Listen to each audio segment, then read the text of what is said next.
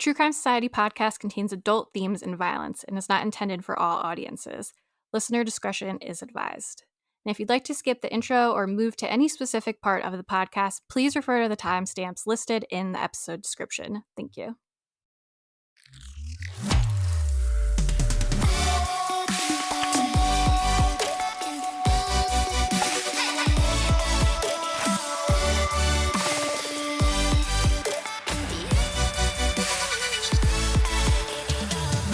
What's up, guys? Welcome back to another True Crime Society podcast episode with Stephanie and Olivia. It is June 12th, 2025 here right now. The weather is pretty warm in New York. Pretty hot, actually.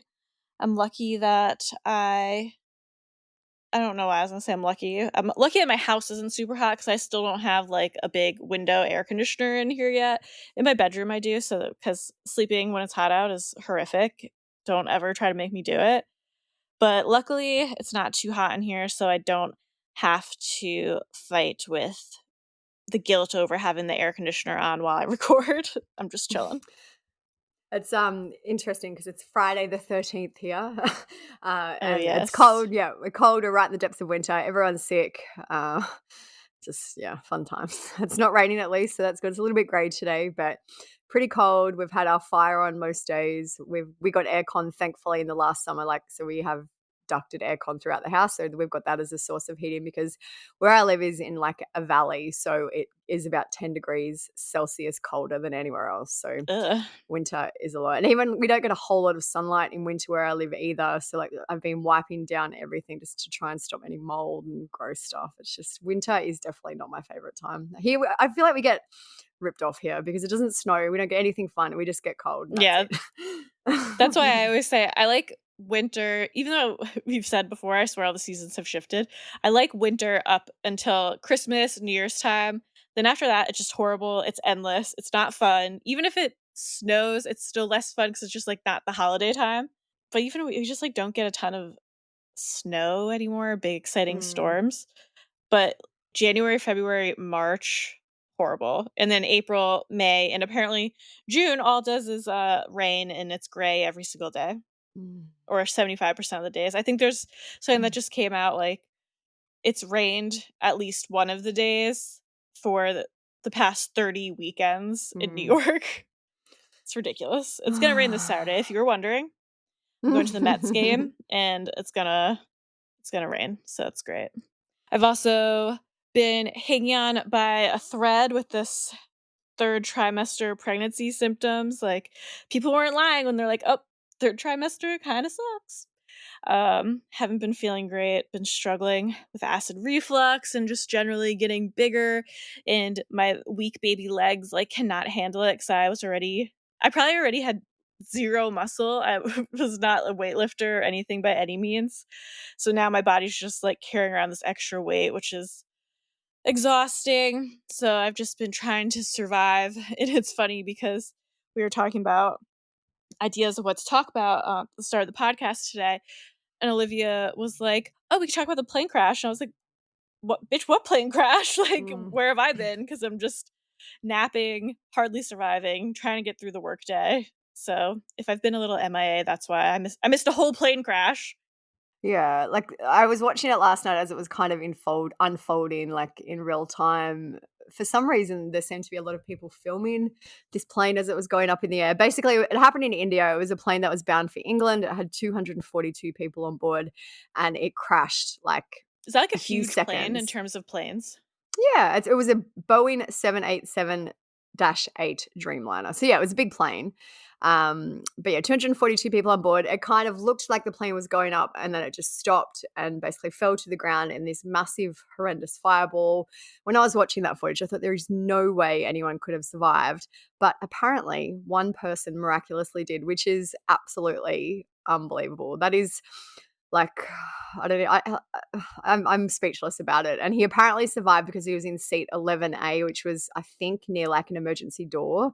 So when the fire happened, I guess he was able to open the door and get out. He actually walked away from this plane crash, and I've seen footage of, like, it's horrific footage. Don't go on X or Twitter if you don't want to see the carnage after a plane crash because it's everywhere online.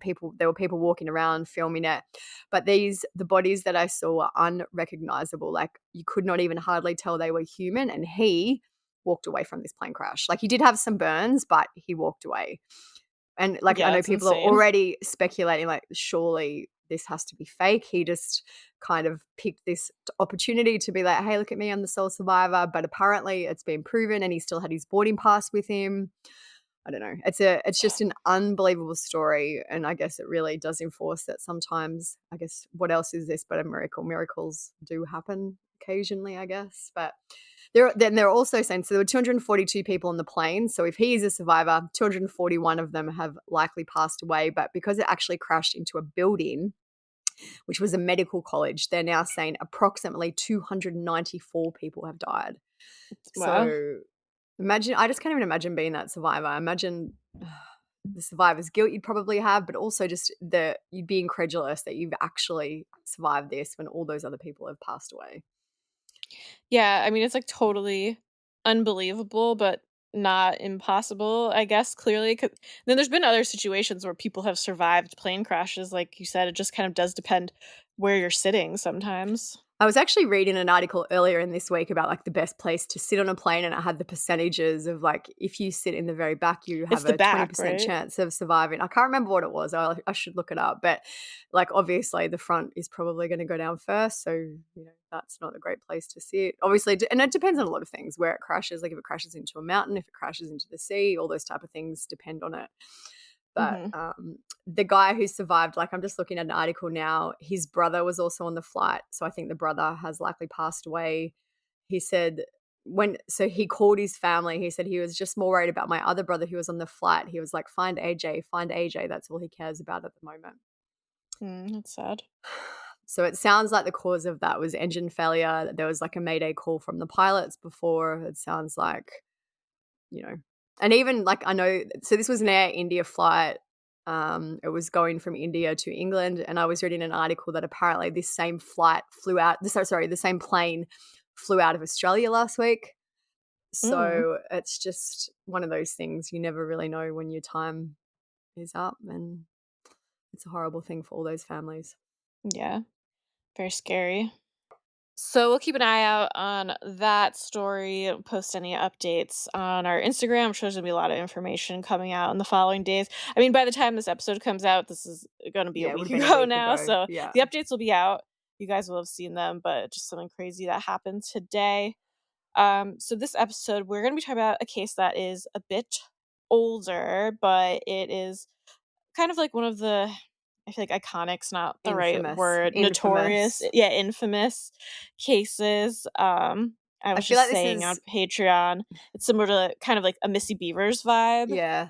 Even like, I don't know, it's not, well, it is kind of the same in some ways, but like more Murray. Like, I feel like if you followed true crime since true crime became like a big thing, like when the internet first kind of picked up on true crime, this is one of those cases that you would definitely hear about. We've had lots and lots of people over the years ask us to do an episode on this, and there has been some new developments in the last, few weeks. So I thought it's a good time to have a look at it. Yeah, so we're going to be talking about the disappearance of Jennifer Kesse today. It's been almost 20 years since she disappeared. And like Olivia was just saying, even if you don't know the case, I feel like you've had to have heard of it if you're in the true crime world and recognize her photo. Because for a long time, I'd like read about the case here and there, but I could always recognize her photo just from being in the true crime community mix and reading about other cases and seeing people post about it. But before we get into that, we can't forget we have a listener of the week. I can't believe we've remembered to keep this going for so long. Well done to us. The listener of the week this week is Kira. She wrote on Spotify today. She said, I look forward to listening to your episodes every week. I work from home in Australia, so I pop your episode on every week on a Friday morning while I tidy the house before work. It feels like I'm catching up with my girl pals. Keep up the great work, ladies. So thank you. That was very nice. Ooh. Yeah, doing chores, like podcasts is the only way I get through doing any type of housework and chores. I just could not do it otherwise.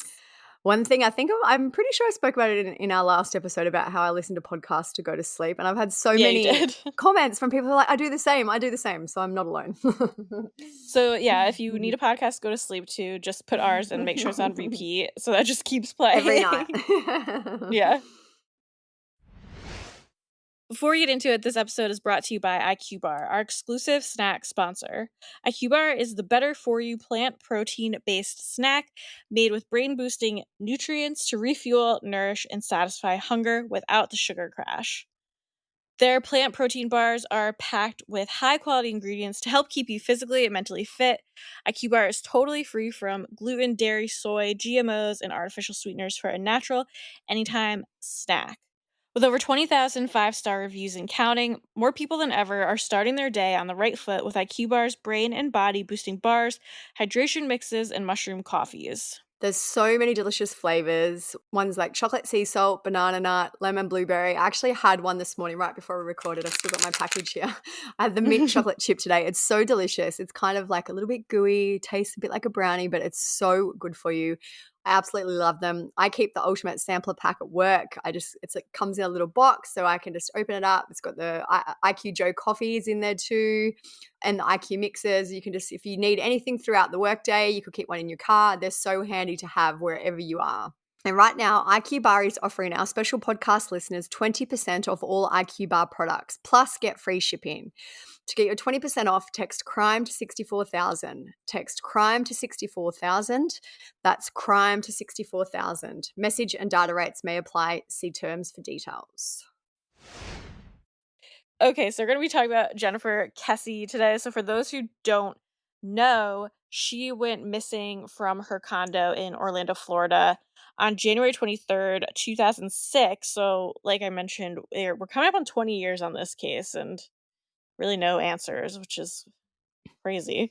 And just so Her nobody comes for us, because I know there's a lot of people who know a lot about these cases. There's been like a lot of long form podcasts. So a lot of people do know a lot. She was last heard from on January 23rd. She probably went missing on January 24th. So we're not entirely sure. They just Mhm. know that the last time that she was known to be alive was January 23rd. Yeah. So her car was found abandoned around a mile from her home. No arrests have ever been made in her case, and there has still been no sign of Jennifer. She has never been found. Yeah, Keith, Stacy, Jennifer's father told me the person of interest list has been narrowed down and the Florida Department of Law Enforcement has newly found items that will undergo DNA testing. It's welcome news, but he's not breathing a sigh of relief just yet. They're getting close to really knowing who possibly may know where Jennifer is or what happened to Jennifer. This week brought new hope for Drew Kesse, who has worked tirelessly on trying to find his daughter, Jennifer. We hope it brings Jennifer home. I mean, please. Jennifer grew up in Odessa and graduated from Gaither High School. She moved to Orlando for college and ended up working there. She was last seen leaving for work in January 2006. Her father suspects foul play. He asked me, Jennifer's not alive. So what's it all about? She didn't have enemies. She was going about her life. She was just doing what is expected of people. This father worked with private investigators, sued the Orlando Police Department for unredacted case files, and collected tips from the public. In 2022, the Florida Department of Law Enforcement picked up the cold case, and that status changed this week. It is workable, it is being worked, and they believe it's solvable. That's huge. What keeps you going? I am a father of a young woman who was taken against her will. And that is my daughter. I don't know how to walk away. I don't know how to stop.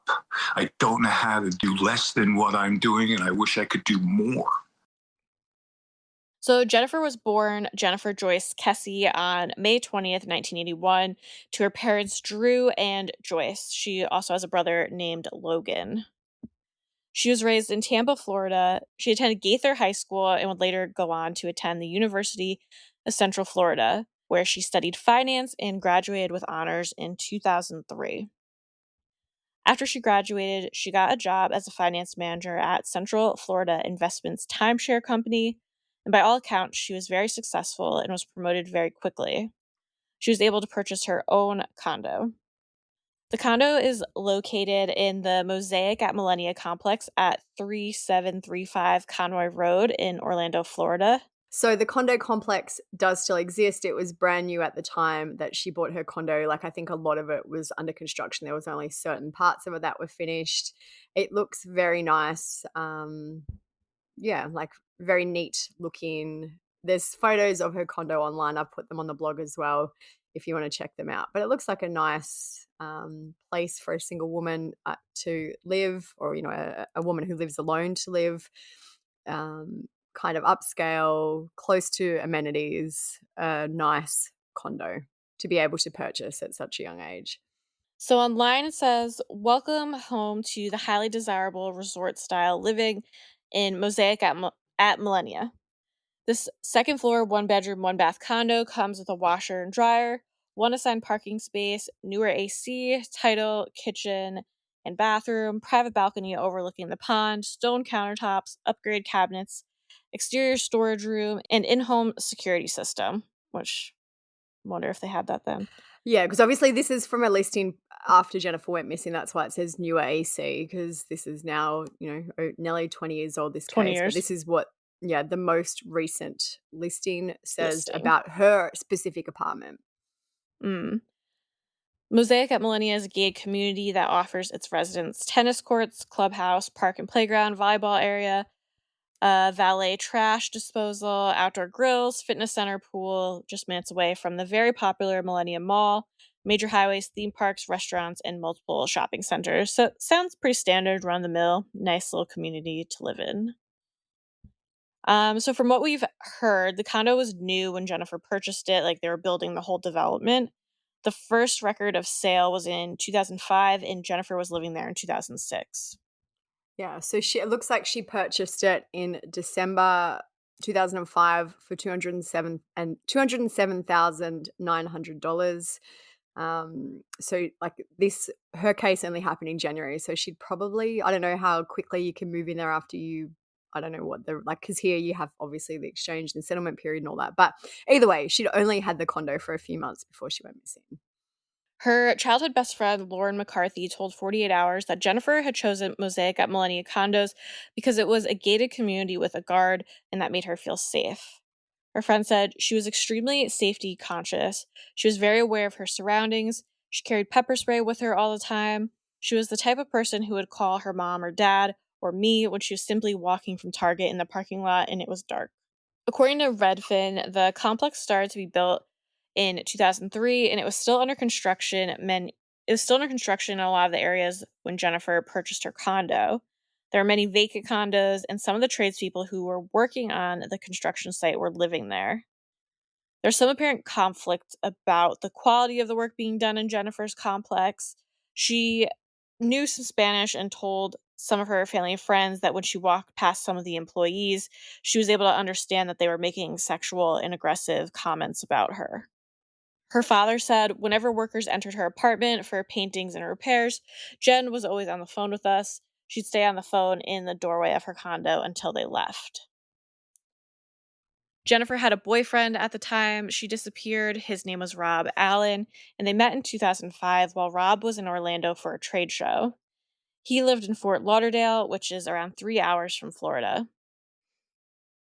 Rob said, "We were there for my roommate's trade show, and it was also just a fun single boys' weekend, you know? And one night we were out at the bar and met Jen and her friends. We kept in touch, and it just blossomed from there." The couple had been dating for around a year before Jennifer disappeared. Since they lived hours away from each other, they would only really see each other on the weekends. Rob told Dateline that they had an incredible relationship. He said it was long distance, but we made it work. He said, "When you find that instant connection with someone, you find a way to make it work. You know that feeling when you don't want to get off the phone because you enjoy talking to the person so much? That's how it was with Jen. 3 and 4 hours would pass and we'd still be talking." Jennifer and Rob took a trip to St. Croix in the U.S. Virgin Islands together on the weekend before she vanished. While Jennifer was away, she told her brother Logan that he could stay in her condo. So he and two of his friends spent the weekend there, and a man named Matt Sullivan, who was friends with Logan and was also Jennifer's ex, hung out with Logan over the weekend. As a side note, Jennifer's family have said that Matt took their breakup very hard and that he did not want the relationship to end. When the group left the condo, one of Logan's guests had accidentally left their phone behind. Jennifer and Rob returned from their vacation on Sunday, January 22nd, 2006. There'd been some delays in their travels, so Jennifer spent that night at Rob's home, and she drove straight to work on Monday, January 23rd, 2006. So she didn't go back to her condo straight away. Yeah, she went straight from his house to work. Rob said, "We had just returned from holiday, which was so amazing, but now we were both dreading going back to work. Jen stayed with me that night and decided to drive straight to work early the next morning." Rob said that they did have a small argument that night. He said, "It'd been a long day coming back from the Caribbean, and we were both tired. We had a bit of a disagreement. She wanted assurance that I loved her and to make sure I was in it for the long haul, just normal relationship things, but everything was fine." Joyce told the media that Jennifer had a great time on vacation. She said, "Jen shared every detail about the trip. She was just really happy she was on a cloud." So then on Monday, Jennifer's toll pass indicated that her car passed through expressways on her way to work at 6:16 a.m. She went to work on Monday as usual. She spoke to her parents, her brother, her friend Lauren, and also Rob during the day. Logan told Jennifer that his friend Travis had left his phone at the condo. Jennifer told Logan that she would mail the phone back to Travis on Tuesday. She left the office and called her parents on the phone around 6 p.m. Her car also went through the tollway that night at 6:16 p.m. on her way home. Kind of seems like average day. She was where she was supposed to be, talking to the people she usually talked to. Drew, her father, would later tell a true crime podcast that on the evening of Monday, January 23rd, Jennifer was talking on the phone with a friend around 6:30 to 7 p.m. when there was a knock at the door.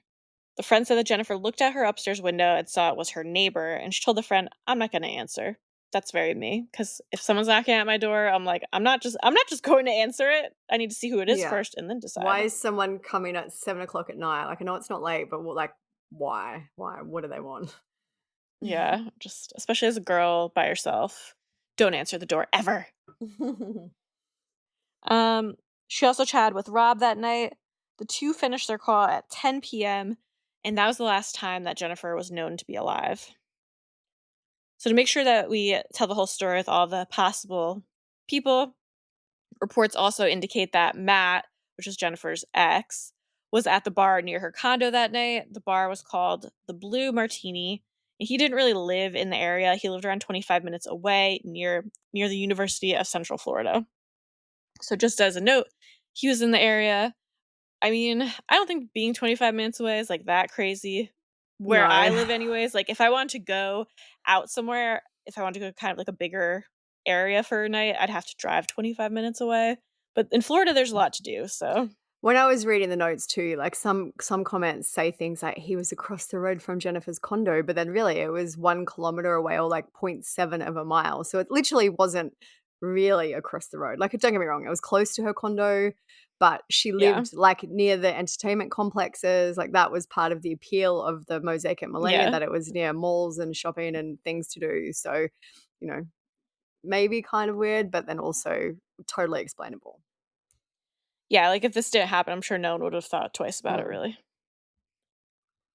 So Rob and Jennifer had a routine where they would call or text each other in the morning. Rob didn't hear from Jennifer on the morning of the 24th, which was a Tuesday. He decided to call her while he was on his way to work, and the call went straight to voicemail. He said, "I knew she had a lot on her plate, and I knew she had a busy schedule, so I left a message with her and then went ahead with my day." He said, "I called her again, and once again, I got her voicemail, which I thought was odd." Jennifer was a very reliable employee who would always call if she was going to be late. When she hadn't arrived at work by 11 a.m., her employer contacted her parents and said that she'd been a no-call, no-show.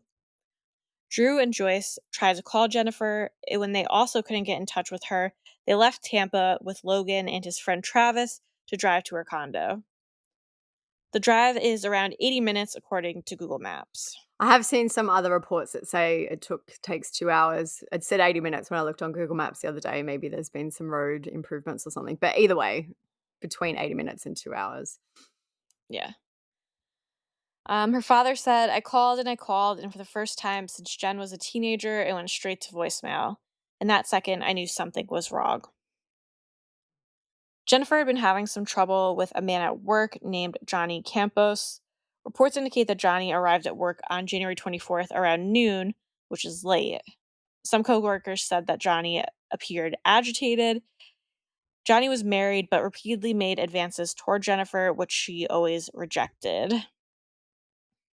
While they were driving, Drew and Joyce called the condo manager and asked him to check Jennifer's home with a spare key. He entered the property and said that everything seemed normal and that her car was not parked on the lot.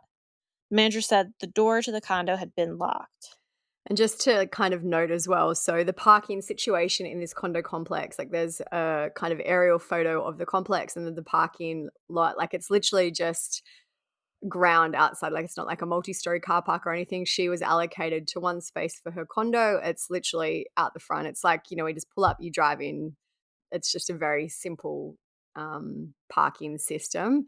But just if you're wondering, you know, It's not like her her car car, was hidden yeah, in a and her garage type you are thing. given an allocated spot, so you have to park in the spot for your condo, and her car wasn't there. Yeah. So it also shows that like she always parked in the same space if someone Mhm. was keeping tabs on her. Yeah. Before we finish up with the show, today's episode is sponsored by Skylight. I just feel like sometimes my brain is at such capacity. I have to ask my kids, what have you got on today? What uniform do you need today? What sports have you got on today? It's so hard to remember the errands, the birthdays, your dinner plans for Tuesday. And that's why we love Skylight Calendar. It handles all of that for us. You can sync your entire family's schedule onto a sleek digital display so you can focus on more important things like remembering where you left your coffee or your keys. I know that I've mentioned we had our Skylight calendar on our hall entryway table. The other day, my daughter was home and she's like, "Mom, I've moved it," and she put it into. We have like a walk-in pantry. She goes, "I put it in the pantry because we're always in there." And I'm like, "That's actually a really clever idea. We're always in there getting food, so it's so handy to have." And she goes, "I put all this week's stuff in the calendar, so I know what's on." I feel like my kids absolutely love using it, and it's just been so helpful for our entire family.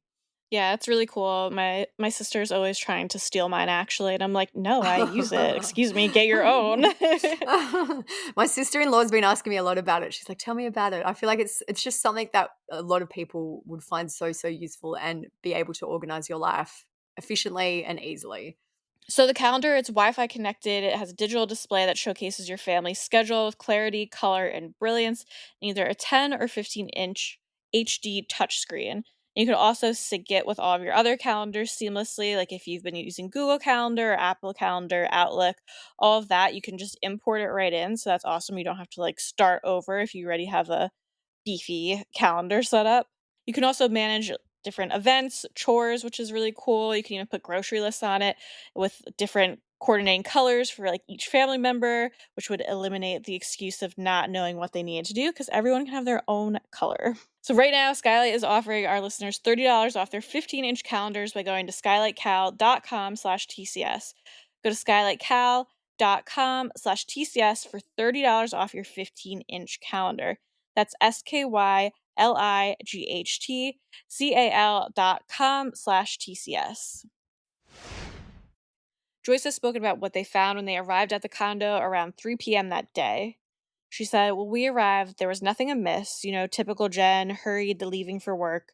Makeup out on the counter, hair dryer, what she wore to bed that night before on the bathroom floor, bed not made, a couple outfits strewn on her bed. There was also a wet towel left out and clothes laid, which suggested that Jennifer had showered and was preparing to go to work. The shower corners on the walls were wet, which indicated that she had showered before vanishing.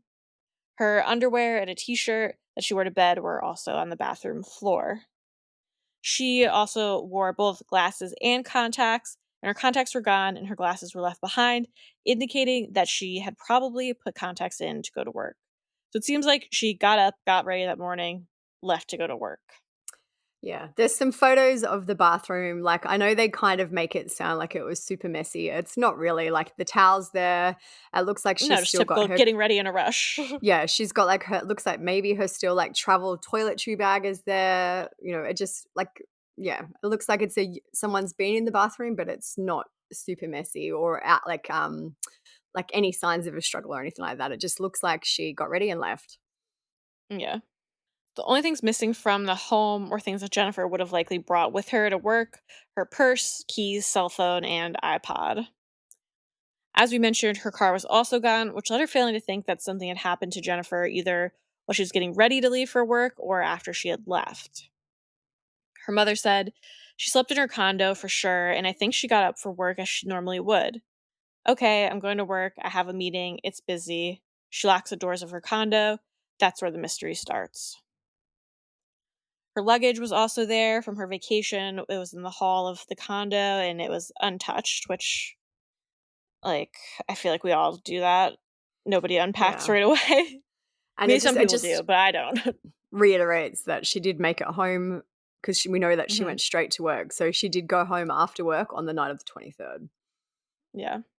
Drew and Joyce called the police, who initially suggested that Jennifer was an adult and that she could have left on her own accord. Her father said, "They told us, oh, she's an adult. She had a fight with her boyfriend. She'll be back." And they left. But no, she wouldn't do that. She wouldn't just up and leave. They always say, like, there was like, oh, she probably had a fight with her boyfriend and she left. I feel like the Yeah. cops in these stories always say that. When Logan and Travis arrived at the condo, they said there was a white van parked near Jennifer's parking spot. There were two maintenance men in the van. Logan tried to speak with them, but they basically ignored him. Logan tried to speak to a few other employees of the complex, but none were willing to give information. By 5 p.m., friends and family had arrived in the area. They started to make flyers with Jennifer's details to distribute. Police sent a detective to the condo to start the investigation that night. A witness would later come forward and say that they thought they saw Jennifer's 2004 Chevy Malibu swerve out of the parking lot around 7:40 a.m. on January 24th. They said they didn't know the direction in which the car was traveling.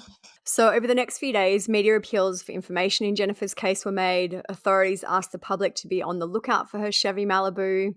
On January 26th, 2006, at around 8 a.m., a man named Larry Maynor, who lived in an apartment complex called Huntington on the Green, called police to say that the Chevy had been parked in the lot there for several days. So, this was 2 days essentially after she was probably went missing. Police went to the site and examined the vehicle. It was taken away for forensic examination. They backtracked and looked at CCTV from the area, and they found that the car had been left there at 11:59 a.m. on January 24. So that was the morning that Jennifer was probably heading to work or going out to head to work, and something happened to her. Person could be seen exiting the car and walking away. So this is, I guess, more so what we're referring to in some of in the intro when we spoke about this case being infamous and about this CCTV footage. It's been distributed a lot. You have probably seen it if you followed this case. Basically, it looks like a person wearing white or very light clothing with maybe some type of cap on, walking hmm away from the complex. They're walking behind like a big fence. They are shorter than the fence. This CCTV is especially frustrating because I know this was many years ago now, but it was the type that didn't run continuously. So it wasn't an I hate actual those. it wasn't an actual video. It was one that would take a photo every like 2 or 3 seconds. So one photo, Yeah. then the person would be at like a few meters or feet ahead and it would take another photo. So it just so happened that every time this CCTV system took the photo, the person's face was not able to be seen. Like it could have been because there were slats in the fence. So if it had have captured it at a particular angle, you probably would have been able to see more of the face. But just because of this person got so lucky, their face isn't able to be clearly seen. And it's like they literally are just like the perfect spot. If they were one more step backwards, you can maybe get an idea, because you can't even really tell if they're male, Yeah. female, really anything about them much, except maybe they're able to figure out the height because of the height of the fence.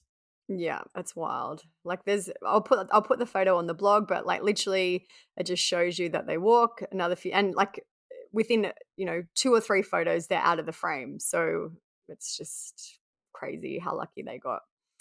hmm One journalist actually said that the suspect was the luckiest person of interest ever. The FBI was called in to help determine the person's size and gender, but they could only say that the person was likely between 5'3" and 5'5". NASA also enhanced the video to help identify the suspect.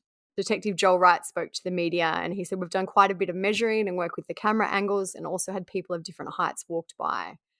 He said, "We've come up with a height of between 5'3" and 5'5", and this has been backed by the FBI, who also came down and checked the figures.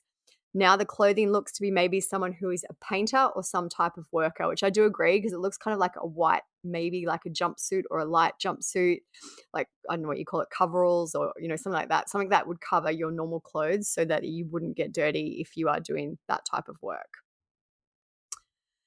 So police used a search dog that tracked the scent from her parked car back to her condo complex, which indicates that the suspect may have returned to the Mosaic at Millennia after dumping the car.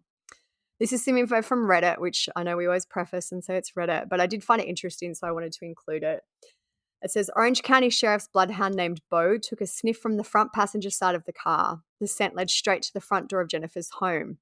The trail bypassed the complex's only entrance and led to a stretch of fence separating the public sidewalk from its private ground. Once the dog entered the grounds, it picked up the scent inside the fence and went directly to a stairwell leading to Jennifer's second-floor condo.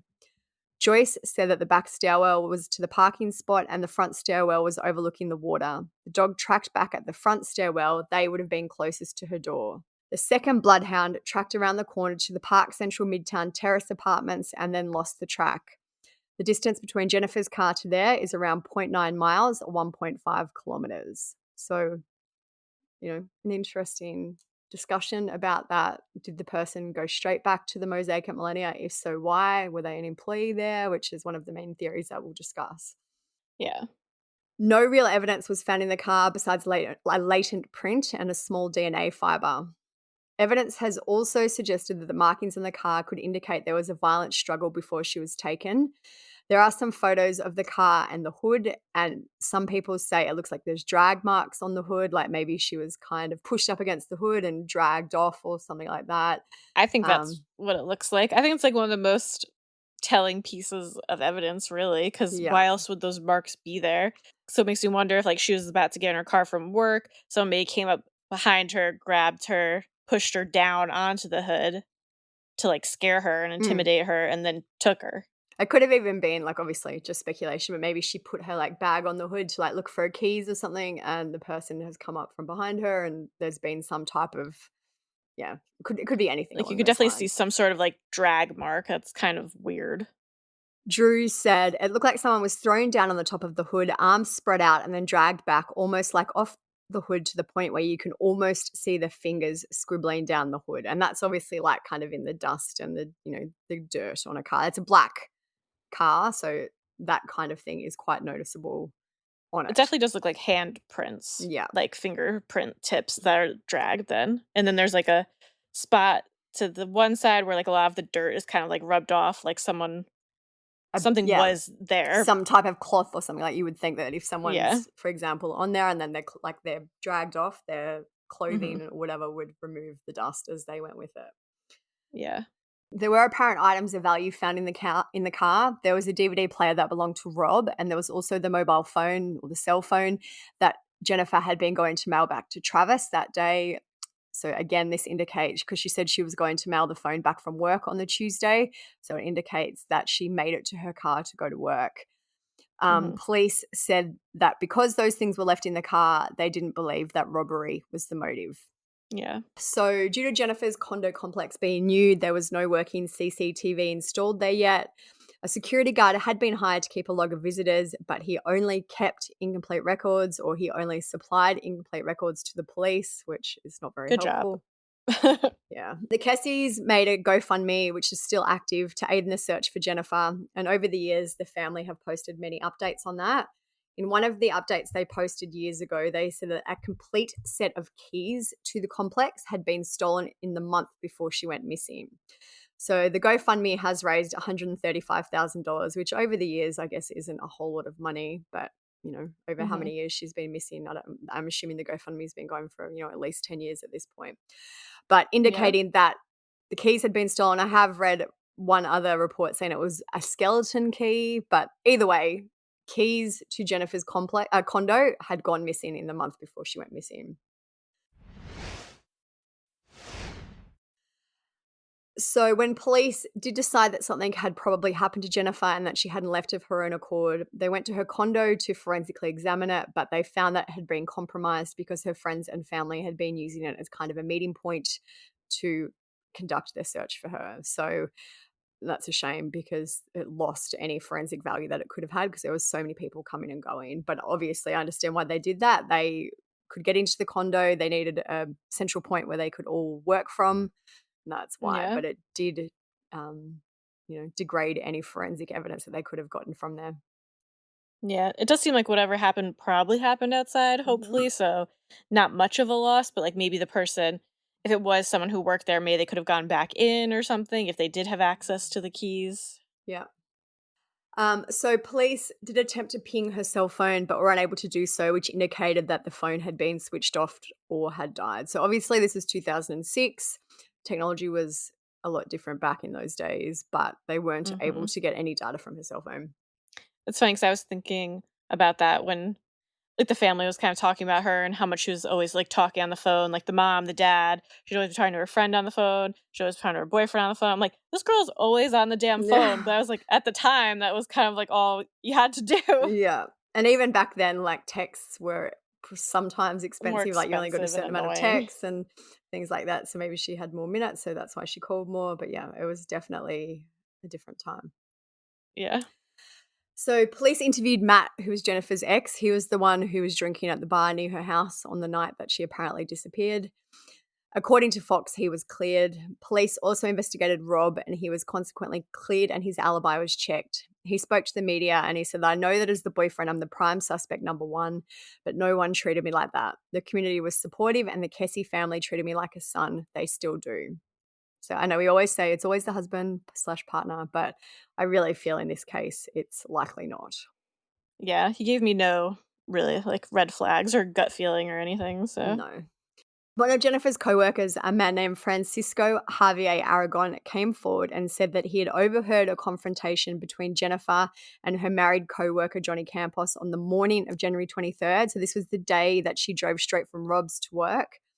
Francisco said that on or about the day after Jennifer's disappearance, Johnny asked him to drive him to an impromptu meeting at their new office. When the pair arrived, Johnny said he would meet up with him in around 30 minutes in the cafeteria. So, kind of mysterious. What was he doing in those 30 minutes? Allegedly, during the drive, Johnny told Francisco that wherever Jen was, she was likely eaten up by alligators already. weird Some thing to articles say. Yeah, there's a lot of discussion online about Johnny Campos. Some articles do say that he was cleared. I haven't found anything specific from law enforcement saying, like, confirming he has been cleared, but then they also really haven't named anyone as a person of interest. Like, they haven't said he is a person of interest. There's just a lot of online discussion because there's some online documentation that he was creepy. He um, annoyed her. Some reports say that Jennifer and Johnny had apparently dated for a while, whereas other reports, rigorously deny that and say she wanted nothing to do with him. It's just one of those things over the years that I guess has turned into like a folklore type discussion in regards to this case that maybe he had more to do with it. Like he could have, we don't know. But it's just kind of evolved over the years into maybe more than it was. But then again, I was thinking, like, he probably comes off I think that he's kind of just, like, a dick maybe and probably really had nothing to do with it, but then if you also think about it, if they worked together, he would know probably her routine to an extent, Mhm. what time she probably left for work. He was apparently late to work that day, so, I mean, I guess it could still be a possibility, but it's not my, like, top theory personally. I know at the end we'll talk about theories, but I do feel like Yeah. if it's not someone in the complex, he does seem like someone who Yeah. would be he seems like the person who would be the next likely Yeah. suspect. I agree. So police apparently attempted to interview the people who had been working at Jennifer's condo complex. Only a handful of them spoke English, and apparently the police didn't have a Spanish-speaking officer to interview the rest. I don't know why they couldn't get a translator, but apparently they That's couldn't crazy. interview many of these people because no one spoke Spanish. So they're just like, "Oh, pack it up, nothing to Yeah. do here." The police first interviewed a man who was known as Ben. He had worked at the complex. He said that he'd been to Jennifer's condo once for a work order, but he denied knowing anything about her disappearance. He said he went to the apartment with a maintenance man named Virgilio Ramos. Virgilio was one of the employees who was working and living in an empty condo on site. And from what I've heard about these employees who were living in the empty condos, they weren't meant to be doing so, but like a bit of a blind eye was turned because, it was easy enough. No one was living there.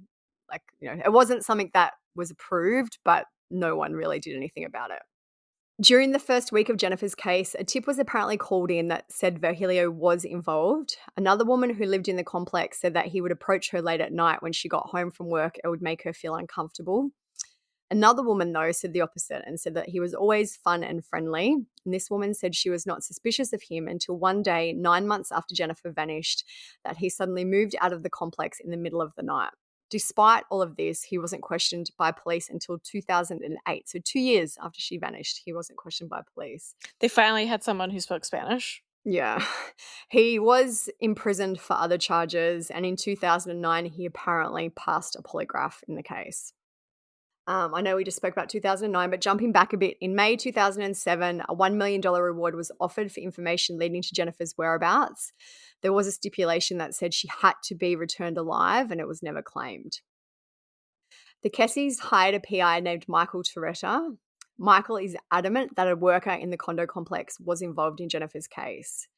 He said after years of investigation that he believes up to 10 construction workers were living in the condo across the hall from Jennifer, and it was one of those men who abducted her.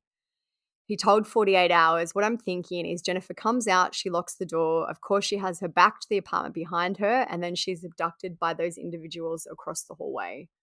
She's locking the door and never sees it coming. She was probably attacked upon exiting. She's dragged into that other apartment, and that's the end." Despite this theory, Drew did say on the GoFundMe that condo, the one across the hall from Jennifer, was searched with scent dogs who produced negative results. And I don't know if I totally agree with what the PI was saying just because of the drag marks on the car. Yeah, If they that's what didn't I was thinking exist, too. I would think, yeah, maybe that could absolutely be plausible. But I feel like whatever happened to her probably happened at her car. And then if they did drag her into that condo and do something to her, why would they take her car and dump it? Why just not leave the car there? That's just more evidence to get rid of. Yeah, it seems But like the car was definitely involved. yeah. So in June 2010, the FBI took over the case from the Orlando PD. The Orlando PD have been scrutinized heavily with their handling of the case. As we mentioned, they couldn't find anyone who spoke Spanish. They didn't interview some people who they'd been given tips about for years and years. It seems like they really did a half-assed job on this case. Mm. In 2016, Jennifer was officially declared dead by the state of Florida.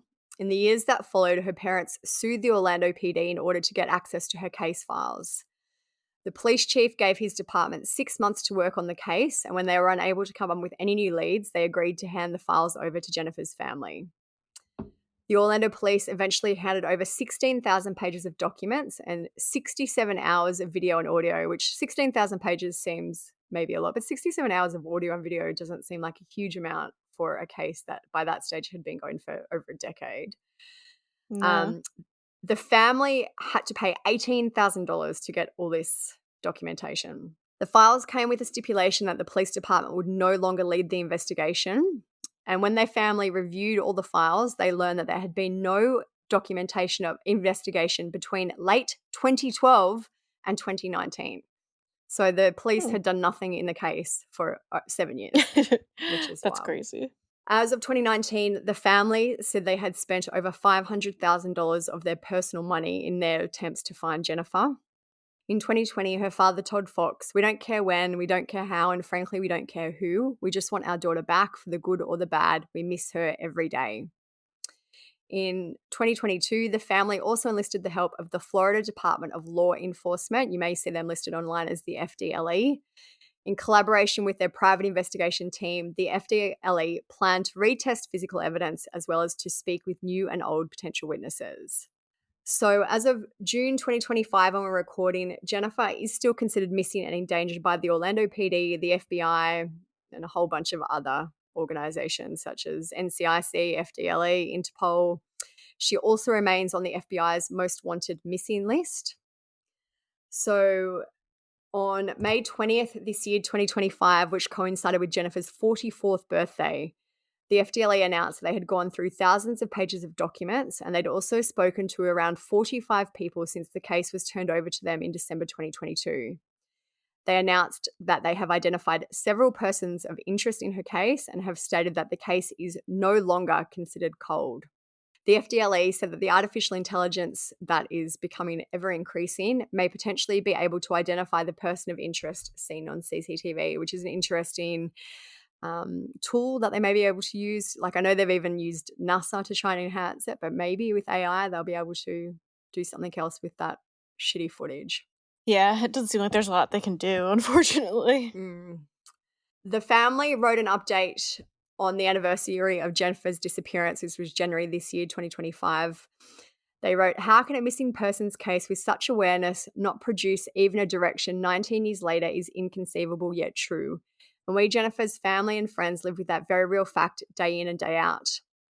They said, "No, time does not heal all wounds, but we need to stay strong and fight the fight that needs to be fought for Jennifer's sake. We are continuously humbled by the people who still reach out on a very regular basis with leads. Maybe someday one will produce results."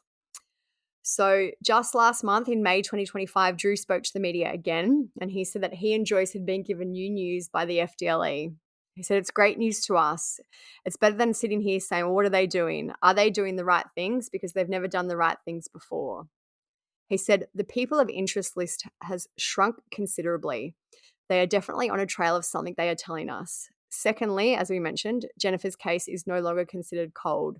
He also mentioned that the FDLE found evidence that had not been tested previously and that they were going to test it, which again, 20 years later is wild. What haven't they tested? They haven't given any more information about that, but I'd love to know what they are going to test. Mm. Drew said, "Overall, things are moving forward. I heard it in their voice. They're excited and they truly believe that they're finally doing the right thing for Jennifer." So it's so great that the FDLE are the ones who are now on the case. They are still seemingly progressing, still investigating, which after 20 years is a big achievement for the Kesse family. I was thinking just like how we're talking about it's been so long and like nothing's been done. It seems like they're planning to do some new things, but it's like, what can they do at this point? Because I just watched the Gilgo, Oh, the yeah. new Long Island serial killer documentary that came out on Peacock, the one produced by 50 Cent. But I was saying to you last night, it's so crazy because it seems like they could have done this so much sooner, but there's so much disarray and internal drama with the police department. Because really, all they ended up doing to kind of zero in on Rex was they took the phone pings that they had from Lisk, made two little areas where the phones pinged a lot. Then they looked at the witness stuff and noticed that people had mentioned a Chevy Avalanche, which is like a unique car. Looked for Chevy Avalanches in that area, and that's literally how they came upon Rex. So it's like all of those years, it seemed pretty simple on how they at least honed in on him. Then, granted, they went and got his DNA and it matched the crime scene. But it's like sometimes someone just needs to really sit and like focus on it, it seems like, and be like, okay, this is the info we have. What can we do? Yeah. Let's get this done. Because sometimes it just like falls to the side and like, we're not dealing with that case anymore. Like, we already did everything. So hopefully some like fresh perspectives can Eyes. help. Yeah. So that is it chronologically for Jennifer's case. There are a lot of possible theories, I guess, in this case. One is that Jennifer may have been a victim of human trafficking. In 2018, Drew spoke about that, and he said maybe they had to pay off a debt, maybe it's what they do, maybe they had to get into a gang. But I believe Jennifer was pointed out as that's the one that you want. So I guess maybe other theories are that the ex Matt or the current boyfriend Rob were involved. As we mentioned, I feel like probably unlikely. I especially think Rob was definitely not involved. Matt, Yeah. like a lot of people on the internet are throwing shade at Matt. Maybe like it seems like he was bitter about the breakup. He knew Jennifer was back in town. Like all of these things are a possibility. I just feel like this is probably a less likely one. Yeah, agreed. As we mentioned, Johnny Campos, the worker who apparently made sexual advances towards Jennifer that she rejected. Some people have said that she didn't reject them. I feel like she did. She wasn't interested in him. She seemed happy with Rob. This guy seems like a creep. I did find this interesting comment about Johnny. It's from Cold Line True Crime. This says, on the 19th of January 2010, a complaint was filed against Johnny, who was a manager in Jennifer's workplace. The employee who filed the complaint said that Johnny and Jennifer were involved at the time of her disappearance and that Johnny began to harass him after the disappearance. He said that when Johnny found out that Jennifer had gone on vacation with her boyfriend, he got extremely angry and started making negative comments about the boyfriend. The employee who filed the complaint said he didn't tell police about Johnny's behavior because he was concerned about his personal safety and he didn't want to end up like Jennifer. Mm. So an interesting statement, absolutely possibility. I don't know. I feel like for me, the most likely thing is that it was a worker at her complex. Yeah, I agree. They had made sexual remarks towards her that they didn't think that she could understand when she could. Some of them creeped her out. Many of them were uncooperative. I know some people say that they were uncooperative because they weren't meant to be working in the States. They were there illegally, which may give a reason for why they didn't want to speak to the police. But I just feel like they had the opportunity. They knew her routines. They were in proximity to her. They had access to her apartment if they did get her from there.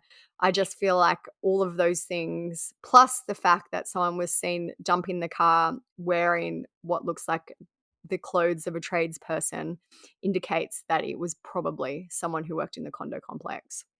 Well, it also said, I don't know, like, the details or if there's details out, that there was, like, some controversy about her apartment or, like, work done in her apartment, Mhm. so maybe they were mad at her, maybe they got in trouble because of her or something, We mentioned which seemed to kind earlier of start her paranoia about that it. she had some concerns about the quality of work that was being done in her apartment complex. So maybe she had confronted some of them and pissed some of them off. I don't know. And they were worried that they would lose their jobs, you know. Or Mhm. it could just be that she was a very attractive woman and it was sexually motivated. They saw her there or he or they or whoever it was saw her there and took advantage of the situation. She was also one of the first people, like, living there Yeah. too, so maybe Yep. just not a lot of other people around. But I agree that it seems most likely that was someone who probably worked at the complex, especially with, like, the car markings. Like, it seems like she was attacked while she was leaving in the morning for work. Yeah. Logan said Logan, her brother, seems to believe in the theory of it being a worker. He said, Personally, I've never wavered on what I think happened, but of course the mind can be pulled in so many different directions because we have nothing concrete. We don't know anything, but I have a gut feeling that one of those workers knows something. The only thing that gives me a little bit of pause about it being a worker is the drag marks on the car. Why would they wait till she got to the car? Why wouldn't they kind of intercept her and leaving her condo if they had access to that? I guess, again, they could have just seen her in the car and thought, we'll do it now. That's what I was thinking, like, it was more spontaneous, kind of, like, they just Yeah, happened to cross paths in a way. yeah. Even they could have had, like, we don't even know. There could have been some conversation where Jennifer said, hey, I'm unhappy with XYZ in this condo, and if you don't fix it, I'm going to tell management. And they just, it could have even been something stupid along those lines.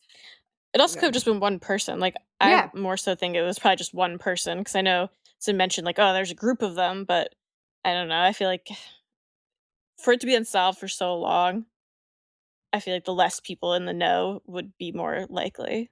Like, it was probably yeah, just, in my opinion, one person who acted, um, what's it called? Like, spontaneously, a cr a crime of opportunity. yeah, I feel like it was more so just my opinion. I don't think it was like some planned thing. Maybe someone who was annoyed with her or someone who just found her attractive, saw her outside getting ready for work and approached her at her car, maybe tried to flirt with her at her car or something, and she was like, "Ew, get away," and it escalated. The I don't only know. thing, like, I personally feel like there is more than one person who knows what happened. I don't know if more than one person was involved in the actual abduction and likely murder of Jennifer, but I do feel like there are more people that know what happened, mainly because the person who Yeah, dumped the probably. car was quite small. The person they said was between 5'3" and 5'5". Jennifer was 5'7". I know height doesn't really make it, like, a 5'5" person could still abduct a 5'7" person, but I just feel like to restrain Jennifer, there must I think there was probably at least 2 people It's weird involved. because I feel like the person in the footage could almost look like a girl. Like, I go Mhm, back and mhm. forth because obviously in my mind, I'm like, no, it was probably a guy who attacked her. Looking at the footage, I mean, like the stills from the footage, sometimes like, that looks like could be a girl maybe, I There don't could know. have, and there's been a lot of discussion about that, like, maybe that was someone who just dumped the car, that person was Yeah. told by their partner or whatever to dump the car. Again, an Mhm. absolute possibility. I guess the other 2 theories, which I think are unlikely, is that this was a total stranger abduction, as in some random was just in the car park at the time and found her and abducted her, which I think is Mm. unlikely. And the other one is that I guess she took off and is missing voluntarily, which I think is very, very, very highly unlikely. Yeah, agreed. As we mentioned, she is still on the FBI missing person list. This is the information from her poster. It says Kesse was reported missing by family members after not showing up for work in Florida. She has had no contact with family or friends since her disappearance. Items missing from her residence include a Verizon cell phone. They list the serial number, an iPod with the serial number, Kesse's keys, her Florida driver's license, and a purse. It says surveillance footage, which shows the person that we've been talking about, shows a person of interest in her disappearance. The suspect image shows the suspect walking away from her 2004 Chevy Malibu after parking it at an apartment complex located 1 mile from her condo. As we mentioned, Jennifer was 24 at the time she went missing. She would now be 44. She was 5'7". She weighed 130 pounds with sandy blonde hair, green eyes, and she had a tattoo of a shamrock on her left buttock. Just crazy. It really seems like one of those ones that, like, should have been solved. I feel like modern day, maybe with Yeah. more surveillance and stuff around, it would have been solved, but just Yeah. like the perfect storm of it was a newer condo complex. There wasn't really any cameras. The cameras that were in the area only took the stills every 3 seconds, so that wasn't very helpful. It seems like the police just were kind of like blasé about it. So it's just like really we have nothing. Like there's literally it seems like there's nothing. There was I think it's this one. There is an older podcast that I did listen to years ago. I'm just seeing when it was. So it was like 2017. So it was a while ago, but it's a very comprehensive podcast about this called Unconcluded. They go into a lot of detail. It's episodes and episodes long. And one thing I do remember them saying in that is that the Huntington on the Green, where the car was dumped, is kind of in a lower socioeconomic area. So maybe that area was Mm. picked because they knew there would likely to not be as much CCTV there, or it would not be as noticed as quickly. I don't know. So just another interesting thought on why the car was dumped where it was. Or maybe if like people would think that she was there for some reason and something else bad could have Yeah. happened to her if it was a area where there was more crime or could she have gotten robbed? Maybe it was kind of like a setup. Yeah. So anyway, if they are, as Drew has said, they've narrowed down the persons of interest. Still don't really know how they could do that after this amount of time. But I don't know. Because they have none, so it's easy to narrow them down. Yeah, yeah. So hopefully, if they are still working on the case, they've said it's not a cold case. That is very hopeful for the family. Yeah, I mean, you never know. It seems like a lot of older cases are getting solved or making progress. Even like A should agree. Like Yeah, that there's been movement in that case, which we probably would have never thought a couple of years ago. So there's still hope for sure. I do think that Jennifer, what Johnny Campos said about her being eaten by the alligators could be very likely. There's a lot of waterways in Florida where her body could Mm. have been dumped and her body would have been destroyed by alligators. So I would be surprised maybe after all these years, if any human remains could be found, it would be more so forensic evidence that would lead them to be able to find what happened, but probably without a body. Yeah, which is just horrible for her family. It is, absolutely. All right, so that is really it for her case. Like Olivia said, there's many in-depth podcasts and things that you can get more information about. This is kind of just a big overview of the case, so don't come at us like you forgot this, you forgot this, you forgot that. Just the rundown, Yeah. please. As we mentioned, Dateline have covered this case extensively. Dateline always do a really good job if you want to check out their coverage of it too. But tons of online discussion, like tons of Reddit threads Mhm. about Jennifer if you want to discuss with other people about your thoughts on what has happened. Yeah, and we'll have a write-up on truecrimesocietyblog.com if you want to read more about the case as well. All the usual stuff. Otherwise, make sure you're following us on True Crime Society on Instagram. We're always posting the latest news and updates and following different cases on there. If you want to see what we're up to, my personal account is StephSum_. Olivia's TCS Olivia, if you want to check us out.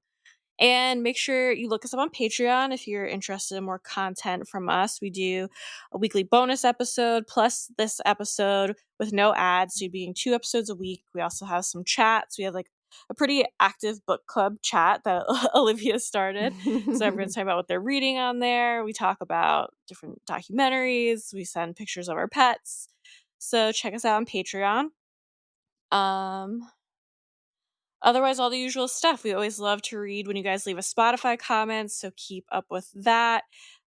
Make sure you're following us. Share to your Instagram story, like what you guys are doing while you listen to the podcast. We love resharing those and seeing like what our listeners are up to. So many of you guys do like such fun hobbies like baking cakes and crocheting and or your jobs. Just cool to see. So keep that up as well.